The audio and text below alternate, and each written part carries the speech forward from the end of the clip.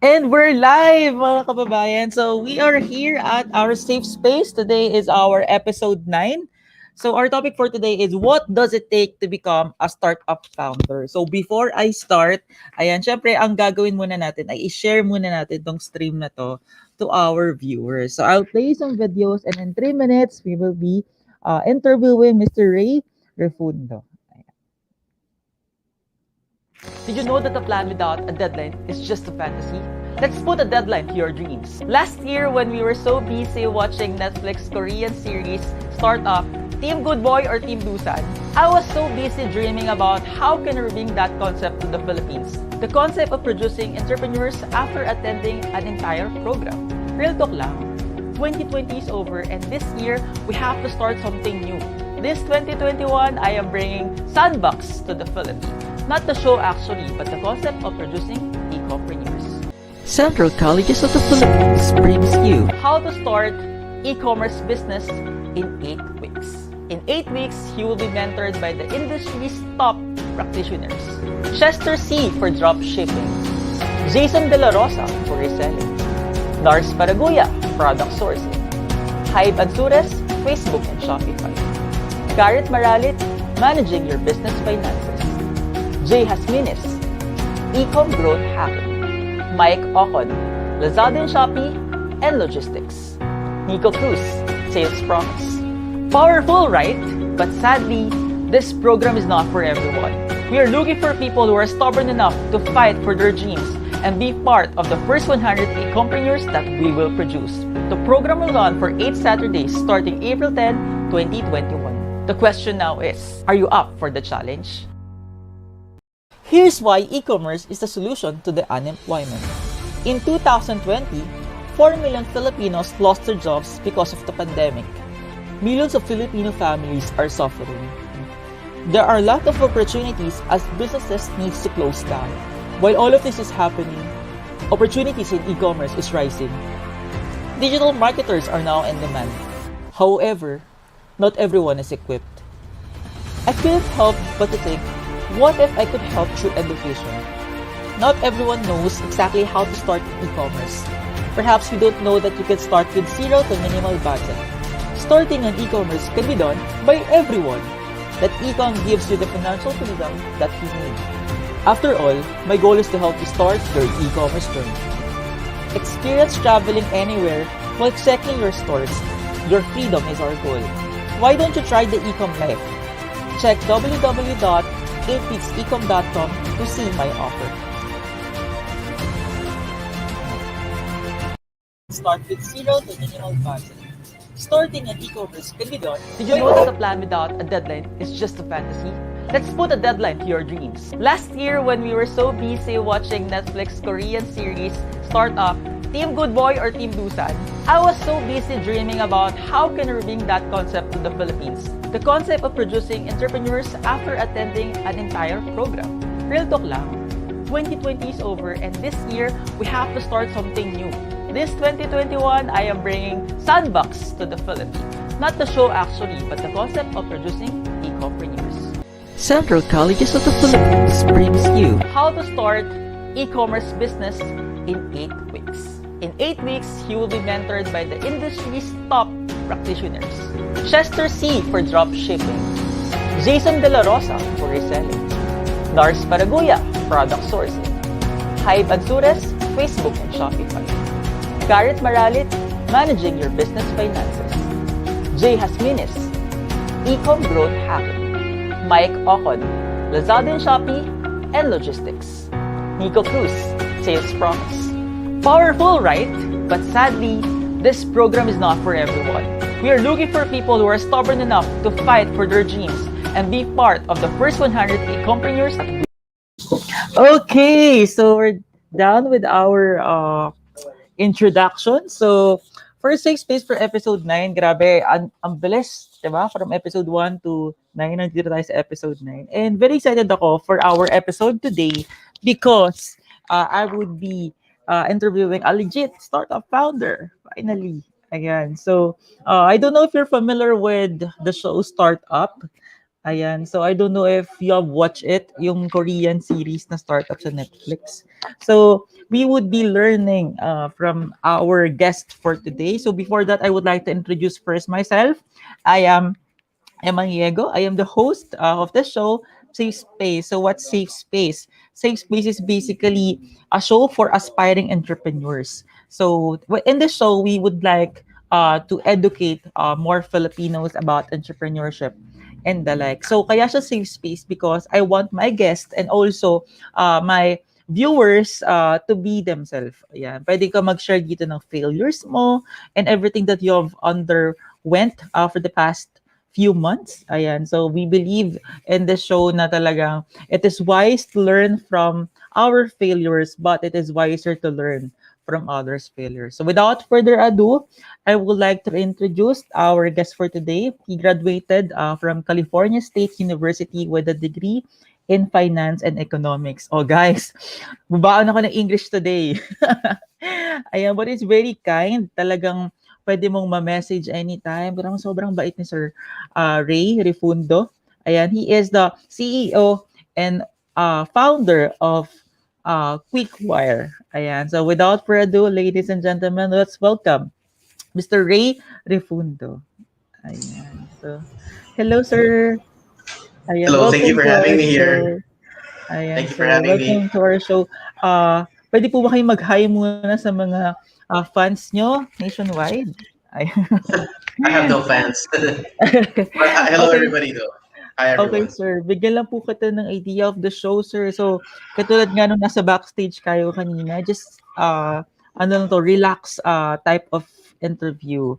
Ayan. So, I'm very happy na pinaunlakan niyo po or you, ano ba yung English ng pinaunlakan? Basta yon you accepted us in spite of your busy schedule. Ayan, sir. But before that, kamusta po kayo, sir? Kamusta po kayo during this pandemic? I'm good. It's been, most of my team working from home. Some of them Oh, are in the office, so it's okay naman. We've actually grown. We hired 23 more people since last year. wow. Yeah, Wow, wow.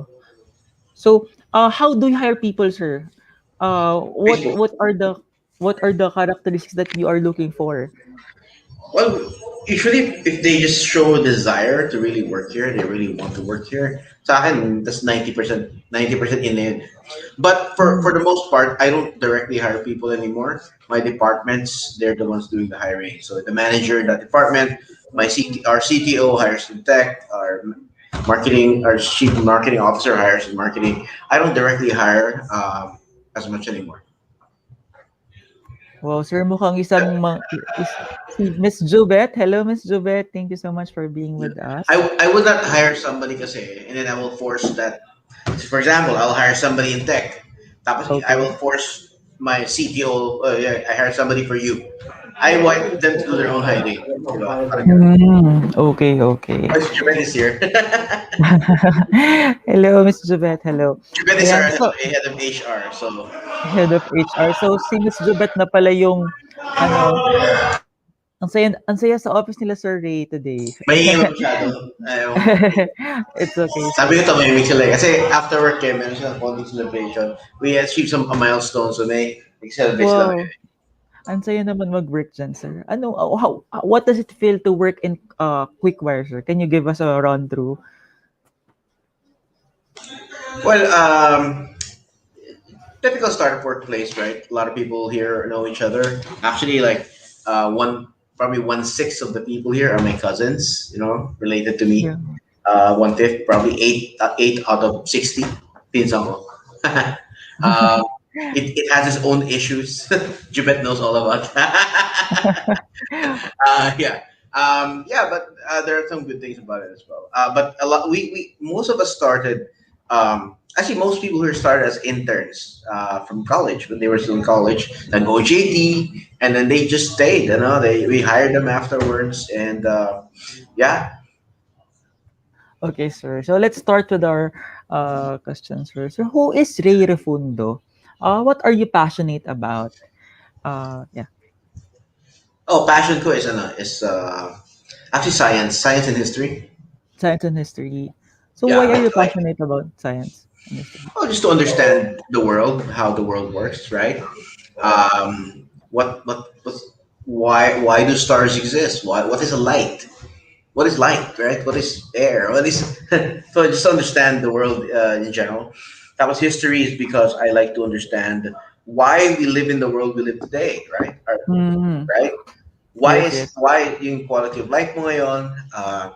Um, why things are the way they are? Bakit corrupt mga politicians, right? So there's a lot of things that history can tell you about that, and then where we can go in the future. Yes, definitely. So why did you choose finance and economics in your college when you want history and science? Well, I was a physics major sa umpisa. And then Mm, decided my professor told me, oh, if you want to get a job after college na malaking bayad agad, don't be a physics major kasi kailangan mag-PhD ka pa, mag-masters ka pa before you can even get a decent paying job. Become a professor. Um, Mag-finance ka na lang kasi maraming large companies looking for financial analysts and then they pay really good. So starting pay is $80,000 a year. And then by the time I left, I was already making over 120, parang ganun. So it's really, um, it's a good career. Pera talaga eh. Nag-decide sa akin, but ako nag-finance eh. Mas marami companies may demand sa finance. okay, sir. So before going to your work, sir, I would like to ask lang, what are your experiences when it comes to studying abroad? Since you studied in California State University, and not a lot of people studies abroad. So, can you give us an idea of what it is to work abroad? I mean to study abroad. Well, I also worked abroad. So, dito ako nag-high school in the Philippines. I graduated high school here. And then after that, I worked for a business that my parents were involved in Mm. called Nature's Choice. So I graduated high school at 16. So this is back in the 90s. No? Wala pa kaming 7th grade, 8th grade. After 16, college ka na eh. And then I worked there for a year and a half. So the pangalan ng company is Nature's Choice. We were opening up offices in Cebu, in Davao. So we were like growing the business, and then I moved to the U.S.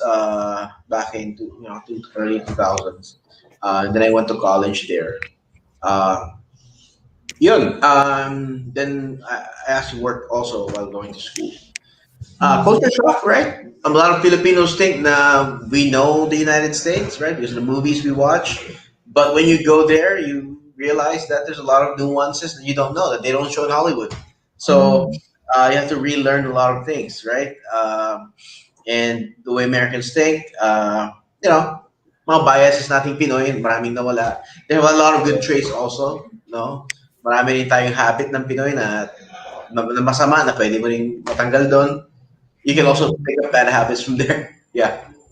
Okay, so uh, you when it comes to working, sir, since you work as financial analyst already, why did you choose to start Qwikwire if you're earning already big in US before? Well, when I was in college, I started another fintech company in college called Mm, Online Money Transfer. This was back in 2003. And okay. yeah, 2002, 2003. And pagka parang yung roots, it failed after a year and a half, didn't work out. I raised $50,000 of my own savings and I used the money there. I partnered with BPI here in the Philippines, online money transfer. Well, at the end, it didn't work out kasi nag and some other bad decisions I made. So, Mhm. doon nag-start yun. And then after working, it's always the back of my mind. Before that, I also franchised a coffee shop when I was still in the Philippines. I Oh, franchised, yeah. So there were few ventures that I did before I actually started working after college. Sabi nga nila, once an entrepreneur, you're damaged na. You're a damaged good. Uh, Even if you go back to the working world, pag nakaupo ka na sa desk mo, you have a boss, at the back of your mind, you still keep thinking like, what's the next thing I'm going to do? When am I going to leave this desk? So I worked in finance for a few years and then nakaipon ako enough ng pera and then nakaisip ako ng bagong idea and then voila, I left. I left the job. Oh, sir. So there are a lot of students now who are thinking of dropping out of college and eventually starting their own business or starting a startup. So, what do you think would be your advice to them, given that we are now in a pandemic? Oh, don't drop out of college yet. I mean, for most people, that's the it's a bad idea to drop out. For mo, lalo na kung yung magulang mo is what's that? What does that sound? Lalo na Ano if yun? your Sorry, parents sir. sold everything to get you to school, right? Lalo na if you're not rich, your parents sold your kalabaw and the farm to send you to school in Manila or whatever. Then you're gonna drop out for a startup, and they're expecting that when you graduate, sana maging income earner ka. Then you're gonna do a Mm, startup. That's really stupid, right? Um, yes, sir. Lalo na kung they're expecting paaralin mo yung mga kapatid mo, tutulong ka sa pamilya, may ahon sila sa hirap. That's really stupid. Uh, Um, y- yeah, a lot of these guys na nag-drop out, mayaman na sila eh. I mean, Zuckerberg, his parents are professionals. Bill uh, Gates, tatay niya lawyer, right? Think about it.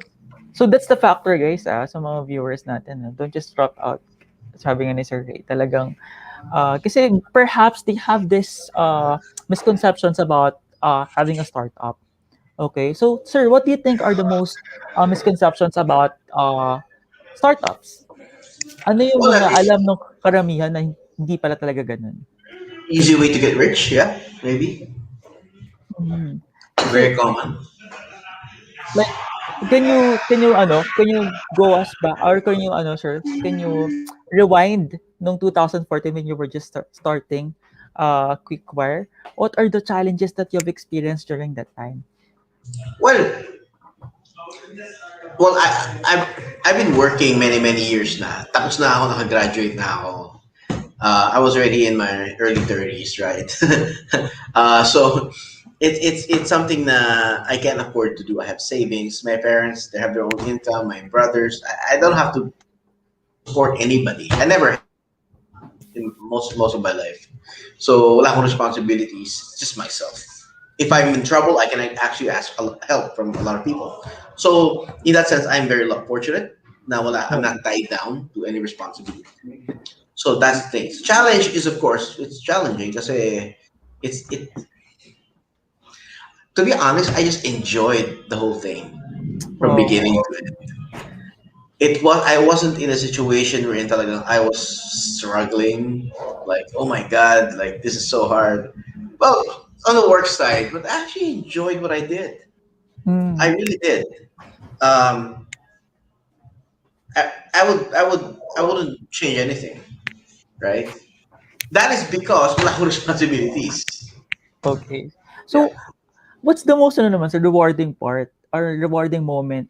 Kasi recently, sir, I think you were featured in, I don't know kung Philippine Star ba yun, sir, when you were, meron kayong inadopt na, I'm not so sure of the story, You could correct me. Meron kayong inadopt na beggar, I think, or something na stranded or something like that. Hindi Na, na namin in-adapt. or something na binigyan nyo ng food and all. Ayan, sir. So, ano yung mga rewarding moments naman of being a founder or start a founder? Okay, parang unrelated yung dalawang yun eh. Pero you want me to talk about the first one or? Oh, sure, sure. Ano siya? First one For and one then thing, yung... Lolo Virgilio was not a beggar. He was a Okay. person who was stranded here because of the lockdown, walang masakyan. And he was sleeping by the park. And he approached, nasa likod ko siya, nakapila siya sa 7-Eleven. May binibili ako sa 7-Eleven. And he was asking for some cardboards. And then nagtaka naman ako, barefoot, almost barefoot. I started talking to him, anong nangyayari sa kanya, na stranded siya. So I just helped him out. There's an extra room in the office in Makati. And we gave him that, and then he stayed there for a few months. The reason I made that post is because I'm asking people kung merong magdadrive papuntang Bicol, pwede mo siyang makisabay sana.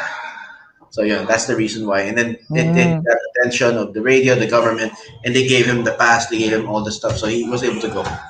Yun lang naman. So going back to your question, anything rewarding here? Well, there's quite a few things actually, but the most rewarding part is seeing yung mga team members mo na the people who joined or believe in you, seeing how they've grown mm, in their careers and in what they do and how good they have become. Na even if they leave Qwikwire now, a lot of people are gonna hire them. So that's one thing that I really like. No, so in fact, I always encourage them to not just if you have ideas you want to pursue, you want to do your own startup one day, just pursue them, and we'll be here to support. Just train the next person. Kung alis na kayo, get us there, train the next person. Pero Oh, they're not. We're not telling people na you just stay here. Wag kang aalis, ah. We're not like that, right? so where do you get that idea of talagang nurturing your people? I mean, saan mo nakukuha yung ganong uh, management style? Well, I think in so many ways, it fits my personality. You know, I like everybody to be happy where they work. But there is a consultant. His name is Simon Sinek. You've heard of him? Ah, He's a yes, business yes. consultant. May mga video siya about leadership. I watch a lot of those, and I tend to agree with almost everything he says. I think all of so that's one thing. To say we're not running a traditional business, right? So we have 60 employees now, 60, right? And most of these people are college graduate level, and they're the creatives, the tech side. We need their brains, we need their ideas, we need their creativity to run the business. Hindi naman to factory ng sapatos eh, where everything is known, no? Pabilisan lang kayo gumawa ng sapatos. Diba? So, yung micromanagement talaga yun. Mag-CR ka lang 3 beses sa isang araw, mga ganon. It doesn't work. It can't work like that. If you're running a technology startup that needs to keep innovating all the time, you need people who are innovative and creative. And the best Mm, way to do that is if they like where they work and they mm, have that comfort, they enjoy what they do, and that's the best way to be productive, right? Sa ganitong yes. klaseng business. Yeah. Yes. Okay guys, so sa mga viewers natin, so I hope nakakakuha talaga tayo na let's create an environment wherein people would love what they're doing, and eventually talaga na katulad sa Qwikwire, it seems like everyone is enjoying in Qwikwire. So ayan, ang ang topic natin today, ang title of the topic natin today is what does it take to be a startup founder? Okay, sir. If you have ano yung ano yung ano yung gusto mong sabihin about that, sir? Of course, there is no specific formula into it. Uh, for you, sir, what does it take to be a startup founder? Well, you're no, you're aversion to risk, right? If you're a risk taker, and that's what it's needed, right? You can't make it big by playing it safe, right? Susugal ka Oh, eh. We live in a we live in a casino economy. That's how the world is, right? Susugal ka talaga. Um, what does it take? I mean, you need to learn a lot of things at the same time. But for me, I'm still trying to learn a lot of things, right? When it comes to leadership, to management, there's still a lot to learn. I'm not even sure if I'm the right person to grow this business from 60 to 200. mm, Maybe. Pero pag to 200 to 2,000 na, we may need to hire some professional CEOs out there. No, kasi yung organization naging structured na eh. No, yes, when you start out, talagang siguro okay lang ako sa umpisa, yung unstructured, magulo pa, then you bring yes, it together, which is actually the hardest part. But once you bring to a certain level, you start needing the experience of other professionals, right? Let me yes. give you an example. When we started out, puro interns dito. Mm, 18, 19-year-old kids are working here, right? Uh, I'm the oldest. I was 33, right? 32 at the time. So when you started that thing, bagong-bago lang talaga. Wala ka mang pera pang to hire people with experience. Yung mga may MBA, people who work in corporate for many years, hindi mo pa kaya yan. So you opo, just hire interns, right? But yes. inadvertently, yun pala yung mga tamang taong dapat mo kunin. Kasi you're doing something new. Mm, You're doing something that's never been done before. Right? mm, Experience matters little. Hindi pa okay. ginawa eh. So, if I hired a bunch of 30-year-old na marami ng experience, baka mag-away-away pa yan. If you hired people na little experience, but a lot of passion and energy. They have a lot to learn. They're really excited. They don't have to unlearn a lot of things. Unlike sa taong marami na experience, and then they're gonna bring all their baggage from the previous company. Oh, we should be doing this. We should be doing that. Yeah, may mga structure. At the very Yes, yes, early stage ng kumpanya, you cannot bring MBA stuff that early. You really need to yes, be yes. creative and fluid. And then, but at a certain point, lumalaki yung business, dumadami na, nagkakaroon ng maraming tao. Minsan mahirap lang i-manage. You need to start bringing the professionals, people who are older with more experience, so they help you structure the business. The leadership style has to change. The management style has to change. I need to adapt. I need to keep learning. Sana Mm, ako pa rin yung hanggang pag lumaki na to, ako pa rin. But it may not be the case. I may not learn wow. fast enough for the growth of the company. So I may have to be replaced in the future. That's possible too. It's basically like what happened to Apple during the time, sir, no? Yeah. When And Google. they and Google, they hired other CEOs, and parang ano, for me sir lang, it's humbling to, I mean, it's humbling to listen to what you are saying. Well, to be honest, I have never grown a company from 60 to 500 before. Wala akong alam. So I'm pretty sure there's a lot of people who've done that before. They know better, right? So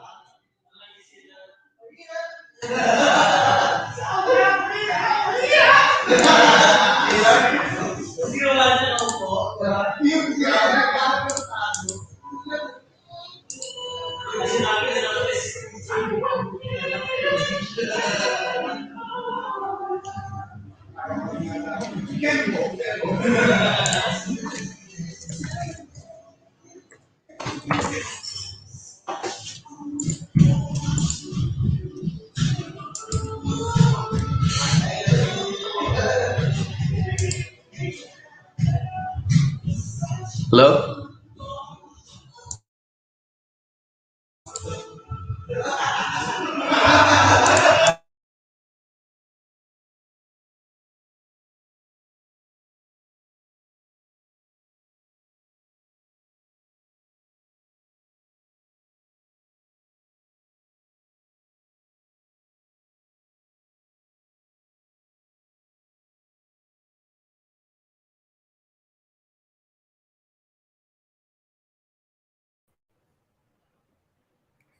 Ayan. Hello. Ayan, I hope you can hear me. So, nawala yung aming internet. So, naka-data ako currently.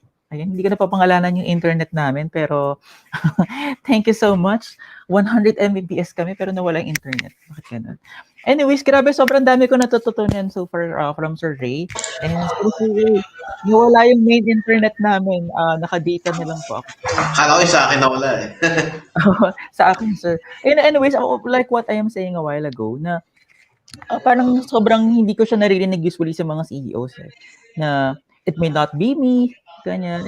And it's refreshing to listen to those words na, okay, meron pala mga CEO that's willing to let go of the position of being the CEO in order for the company to really be parang to grow at its full potential. Well, So, I've already done the hardest part to start from nothing to, di ba? yes, So, yes, yes.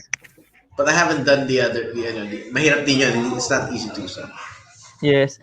So may question ako, sir. So since you mentioned that you're still continually learning, do you have mentors currently? Or what do you look for in a mentor? Well, my mentors actually are, I did have older mentors. Si Frank was my first investor. Um, but some of my mentors are actually younger than me, right? So you also learn from the people that you work with, right? So one of the things is when you have a startup kasi excited ka about the new thing you're doing. Minsan when I started, nasa Krispy Kreme lang yung office namin eh. Just sa Mm. Ayala Avenue. Yung isang donut at isang kape natagal yun ng 3 oras. Anyway, Yes. so we were there and then um, I get really excited like, wow, wala na ako sa trabaho ko. Dito na ako, I'm doing my own thing. Parang anything can happen, parang ganun. So then you have a mentor teaches you. You get that excitement now. Wala na sa and sometimes the people you're working with, especially the younger ones, can become your mentors too. You can learn from them also at the same time. Kasi mas Yes. excited sila eh. Even though, for example, no, after 2 years, walang nangyayari, mahirap lahat ng, walang progress. Sometimes people, actually most of the time, people fall out of love with their startup, yung idea nila. Mm. No? Parang relationship, di ba? After 2 to 3 years, walang progress. People fall out of love. Same thing with startups, right? So, um, the key basically is to find a way to fall in love with what you're doing over and over again. And in my case, that happened a few times when I see new people joining, and Mm. they're more passionate than you are, energetic than you are. When you remember yourself when you started out, di ba? Oh, Oh, bakit siya super passionate about the work, and hindi naman siya yung founder, pero still, so that gives you energy, that you loop in the energy path. yes. That leads me to the next question. Was there ever a time that you almost quit? Twice, Oh, twice, can you yeah. share with us those moments, sir? Na parang, Well, Well, this is like my fourth business. The first three, nag-quit ako lahat doon. Here, nag-quit, almost quit, hindi naman sobra. When we didn't get accepted to Y Combinator back in 2015, yeah, almost quit. Ano pa ba? When I didn't get the funding from, ano to? May funding ako na hindi natanggap from Kakao Ventures because they pick another company. We almost quit na rin because we were doing all the paperwork, and then after all that hard work, due diligence, they said, "Oh, we're not gonna invest anymore." Oh yeah, so that was before we start generating revenue. 2016 was a pivotal mm, year for us. That's we started making money. Then we started mm, growing. 2000. We launched in 2014, pero at that time, may nakuha pa kami lisensya, we're mm. partnering with banks, all that stuff. Wala pa kaming product. 2016, nag-launch na kami. Doon na Basically, sir, nag-start. ang bilis po. 2014 and 2016, you're already earning money from it. No, Tama ba? 2014 wala pa, 2015 Wala, I wala. mean 2016. 2016, we started making, two years 2016. inabot before we started making money. Sir, ano yung mga secret nyo? How are you able to do it? Because other startups are having a hard time currently on their business models, revenue models, and the like. So, what are some of your secrets during that time? There's no secret. I mean, it's just like hustling. We were going door to door along Ayala Avenue with all the clients, potential clients Wow. there. We knock on the doors of Ayala Land, of Mega World. We knock on the doors of Century, the different clients. Tinatawagan namin, pinupuntahan namin. Dinadala namin ng cake. We did that. In Wow. fact, nag-necktie pa kami. So that's one of the things we did. Nakatayo pa kami. So those are the things that you do when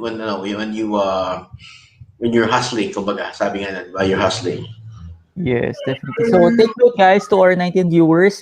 There is no secret, only hard work. Ayan, yung sinasabi ni Sir Ray currently. And I'm learning a lot from this Actually, hard work interview. in the right direction. Sometimes you have to be in the right direction. Hindi puro hard work ka, wrong direction. So, you have to always measure the results of what you do. Ito yung Mm, ginawa ko. Anong pinagbago? Wala naman. So, there must be something wrong. Analyze mo ulit. Always review your data, review what you're doing. That's, okay, so let's take note of that na to review. Okay. So, sir, so sabi here, niyo po, I'll this... show you Go, sir. Go, sir. a picture. Yan o, nag-necktie pa kami lagi. So, we're necktie. Yeah. Wow. Kung dami Ayala lang. That was year 2016, sir. That was year 2015, yeah. 2015. Yeah. Wow. So I hope na dun sa mga nag-i-start currently, do not ever lose hope. Hopefully talaga mag-continue. Lalo na ang daming challenges currently.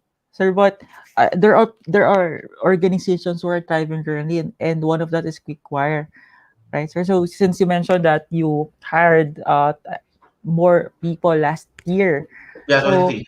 23 more people, yeah. yes, what are sir, what are your tips doon sa mga tao na nag-struggle sila currently with what they do? Well, a lot of businesses went bust this last year, right? So, a lot of that is swertihan lang. Minsan swertihan lang talaga eh. There are events that can kill you, like one singular event that can kill a company.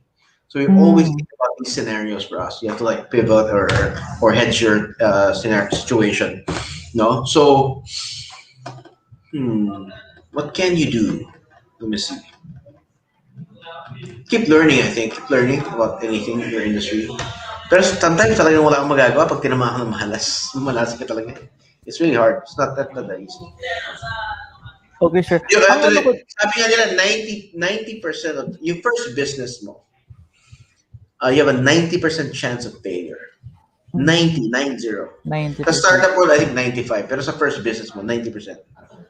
Pero what they don't tell you is your second business, you only have a 70% chance of failure. Your third business, now you're 60-40 or 50-50 na. Yung pang-apat mo na, now it's in the other favor na.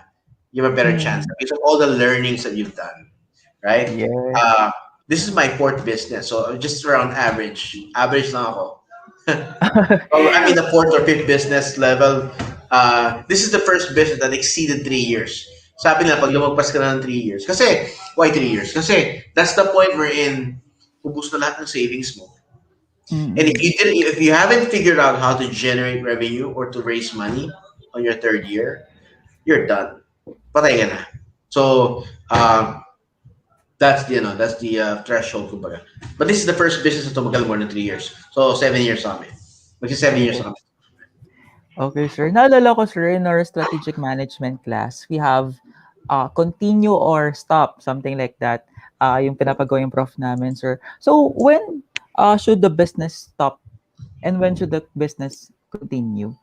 Do you have, for example, in your case, mayroon kang certain gauge kung kunyari itong particular business ko, it's not anymore we're parang earning income for the past 3 months. What are your sir? What are your signs or what are your data that would support that you should stop or that your business should continue pa? I'll break it out to two, no? Number one, personal situation.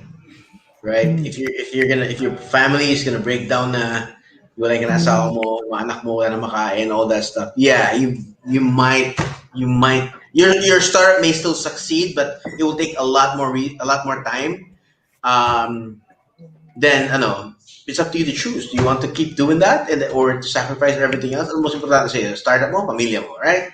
So, dapat number one priority ng tao, family, health, and then work, right? Okay. Not ganon, okay? Hindi work and then everything else. Dapat family, health, work. So, don't, yun ang important. Pero most of us, even myself, sometimes, I fail to, but at least it's in the back of my mind. So yun, if it's destroying your life, right? If it's destroying your life, you should stop. Why would you allow you to destroy your life, right? Ano mas importante, buhay or startup? Buhay or trabaho, right? So that's one thing. Another thing is on the business side, for someone like with no responsibility like me, I'm answerable to nobody, right? Maybe you can look at it like this. If what you're doing is not growing, it's not progressing, and it's not making money, and you don't see any more path to revenue or path to raising more money, there's the market is not, you've tried everything, then you stop or you pivot. Either you stop, when you pivot, you stop because you stop doing something and you do something else. Yes, right? So yeah, if you found a way to pivot, then try it out. So as much as possible, figure out kung dapat ka nang mag-stop as early as you can.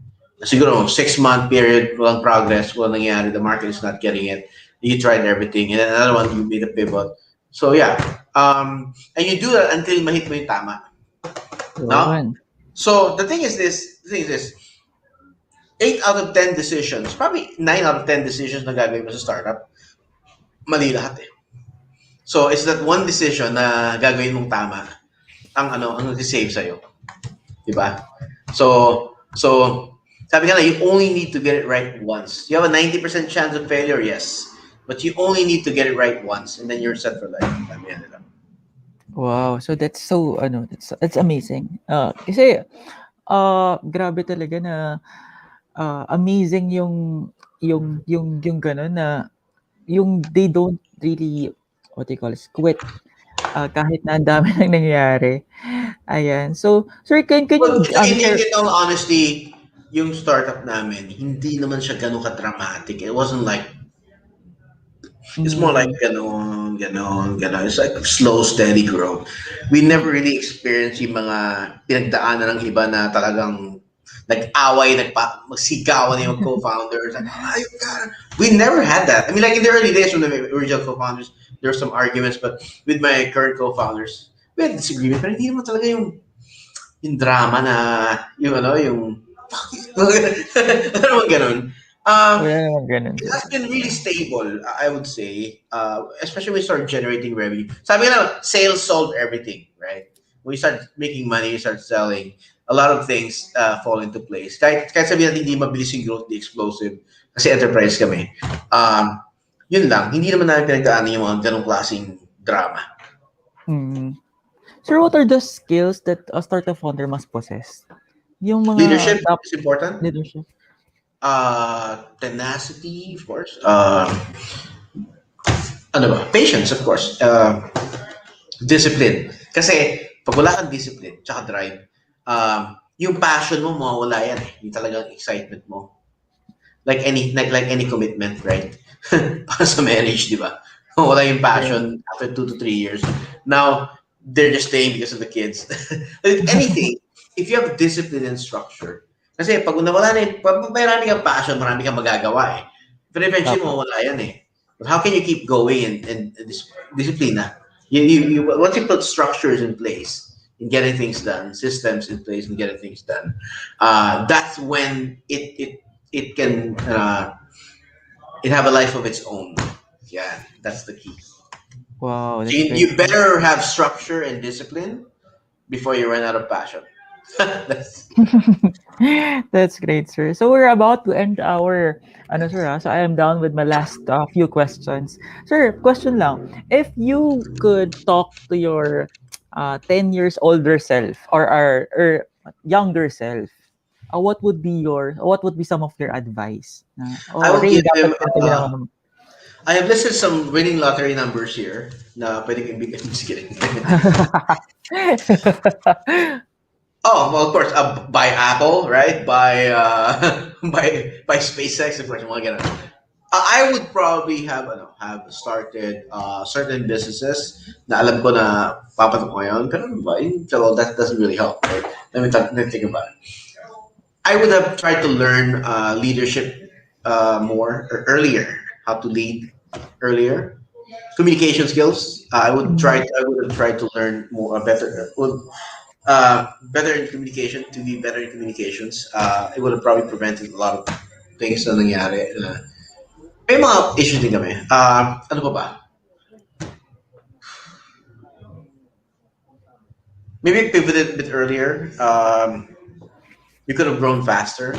I think there are many decisions that I made na if I only made the other decision, would probably be 100 times bigger by now. Right. Wow. So I believe that, I believe there are better CEOs out there. There are better people who could have run this business better. They're out there. It's not me. I mean, for one thing, I think that our success is still mediocre, right? In the startup world, we're not a unicorn. We're not a centaur. We are profitable. We're growing, but we're still not where I wanted.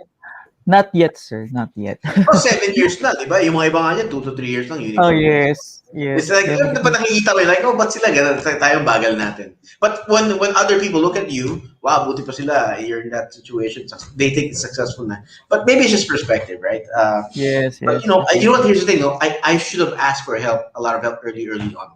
Kasi by 2016, 2015, 2016, 2017, we started getting a lot of help. May mga mentors na kami, sila Art P. Lopez of Brain Spark, sila yung mga sa mga Kickstart. We started we started networking with people. So talk to people, meet people. And then that's the thing. We got a lot of help from a lot of people. And then doon na ka nag-sell yung progress namin. So ask for help. It will come. Not everybody will help you, but some people will help you. And it's gonna be a big deal. Yes. Yun natutuwa ko, sir, sa mga tao. Parang they are very willing to help, and thank you so much to everyone who's helping, lalo na ngayong pandemic na to. Grabe. So, sir, sabi nyo kanina meron kayong million or meron kayong tawag dito, lotto ticket yan. If, for example, you would be winning tomorrow, for example, sir, and you will be getting $1 billion. Aside from Qwikwire, what business would you want to establish? I really want to get into the space of renewable energy, right? Mm. Creating solar thermal collectors, which is more efficient than photovoltaics in terms of energy collection. So I want to pursue solar thermal collection technology for generating energy, right? I've done some projects like that back in college. Ano ba ba? That's one thing. Or I may just retire and become a BC, and then on the weekends I'll be a panday blacksmith. I like to play with fire and metal and steel. Something That's I great. think I'd like to enjoy doing. That's great, sir. What's your dream for a Qwikwire, sir? We're down to our last two questions. What's your dream for a Qwikwire? Ultimate uh, goal for a Qwikwire? We're building we're strengthening our infrastructure for moving money internationally. We have three different it's called the Omniscient project. We are building our bank international banking relationships to move money rapidly all over the world. We're also looking into crypto theater to do that, partnering with some exchanges. We're also building a netting infrastructure to be able to instead of moving money, you just net the transactions. We start doing that also with some bigger clients. And we're also, with the help of partnering with other fintech companies here, building a local payments infrastructure. We're working with Paymongo, we're working with UBX, we're working Union Bank, we're working with Paymaya. So to build a local infrastructure here. So since we don't have the expertise here locally, so we have to work with the great startups here also. Okay, sir. So that's okay, sir. Ito yung last question ko sa inyo. Okay. If you would have a message that every Filipinos would hear now, kunyari, 100 million yung ating viewers currently, what would it be? And bakit po yun yung message sa kanila? Pang Miss Ah, Universe, sir, no? well, I wish more Filipinos would become entrepreneurs, risk takers, right? If you can afford to take risks, do it. If you have parents who don't need you, don't need you to like lift them out of poverty, then it's a good thing, right? You have an idea, pursue it, try it, but if you can't, you just wait your time, pwede rin naman. Kasi imagine if 10% of the entrepreneurs succeed and they can create at least 20 jobs, then it just trickles down in terms of like the economic benefit for the whole country, Yes. right? Yeah. So we're gonna have a lot of medium and small businesses, and it helps to grow the economy. So lifting people out of poverty. Yes, definitely. It's one of the goals of the show to encourage entrepreneurs or aspiring entrepreneurs to really continue and start entrepreneurship. And so, with that, sir, I would like to thank you for being with us today. Do you have any do you want to promote anything, sir? No. Anything that you could promote? Okay, sir. So Oh, that's it. Oh, ano ba? Ano magandang libro na basahin sa mga entrepreneurs? ayun, sir. Okay, yan. Read books about leadership. Watch the videos of Simon Sinek, right, on Simon YouTube. Sinek. Yeah, I follow him all the time. Yeah, yun ganun. Ayan. So, again, thank you so much, sir, for being with us today. Thank Maraming you. salamat po. Thank All you. right. Bye bye. Bye, sir. Ayan. So, we learned a lot from Sir Ray. Ayan, tanggalin ko lang yung ating... ah ayan. So, I learned a lot from Sir Ray. Grabe, sobrang humble niya. Yan yung tumatak sa akin dito sa interview na to. So, this is our ambagan. Ayan. So, you could comment down below what you have learned so far. Grabe. Uh, Sobrang dami ko natutunan actually. Isa sa mga tumatak sa akin is talagang he promotes entrepreneurship so that it could create a big effect to our country because our country needs to really produce more jobs currently. And you, as my viewers, I don't know what are your status currently, but if you are aiming to become an entrepreneur, you might as well start now. You might as well start learning as early as now because in being an entrepreneur, it's a lifelong journey of learning. Okay, it doesn't just start and stop with you earning your first million. It's not like that. But entrepreneurship is a journey. Okay, and ayan, maraming salamat doon sa mga nanonood. Ayan, kay Z, ayan, kay Elros, kay Jubet. Ayan, so we had a lot of viewers currently. Maraming salamat for us. And isa pa sa mga takeaway ko is, grabe, ang saya-saya mag-work sa Qwikwire. Parang ganun yung na-feel ko. Parang, even though I'm interviewing, I'm just interviewing Sir Ray, parang ang dumadating sa akin na sobrang saya nila doon. Parang ganun yung feels ko. Diba? Kasi they have a good leader in Sir Ray. And I just felt na as an entrepreneur, we have to cultivate an environment wherein people would love to be in. Okay, it's not just about us earning money, but it's about us. Then, as an entrepreneur, talaga to really cultivate a community or what do you call this one? A culture of fun. Ayan. So, si Miss Jobet, yung head daw ng HR. Hello. Ayan. So, if you're hiring, ayan. So, pwede kayong pumunta sa Qwikwire. So, they are hiring passionate people. And for our next episodes, ayan, ibibiglain ko na lang kayo sa mga guests natin. But for our 10th episode, talagang exciting yung mga magiging guests natin. So currently, I am in a workshop with a passionate creator. So I'm learning branding, personal branding and all. So hello sa mga ka-team ko, sa Team Apollo. Ayan. So ito yung ating official mascot. Ayan. Okay. So hopefully, manalo tayo sa mga next few days kasi grabe, matindi ang laban. So, Passionate Creators Master Camp started yesterday. So, it's a 3 days master camp wherein you would learn about personal branding. Okay, so, very ang dami ko natutunan doon for one day. It's not just about branding or content creation or the likes. It's about discovering yourself. So, it's very important talaga. Workshop talaga siya. Ganon yung levels niya. And I also would like to promote that we would be having our 8 weeks e-commerce program. Ayan, so that would be soon. Okay, that would be on April 10, 2021. So, maraming salamat sa mga nakapag-enroll na. Sa mga hindi pa, you could try it and talagang be an entrepreneur kasi marami tayong matutulungan. Ayan. So, for the next episodes, pwede kayo mag-suggest, guys, kung sino yung mga next natin i-guest. Pero, grabe, 9 episodes pa lang tayo, pero parang ang dami ko na natututunan. You know what? In this show, hindi lang kayo yung natututo, pati ako mismo. Parang, through the show, I learned about branding, kay Miss Erica. I learned about building a community, kay Louie. Ayan. And I learned about about passion kay Sir Ralph.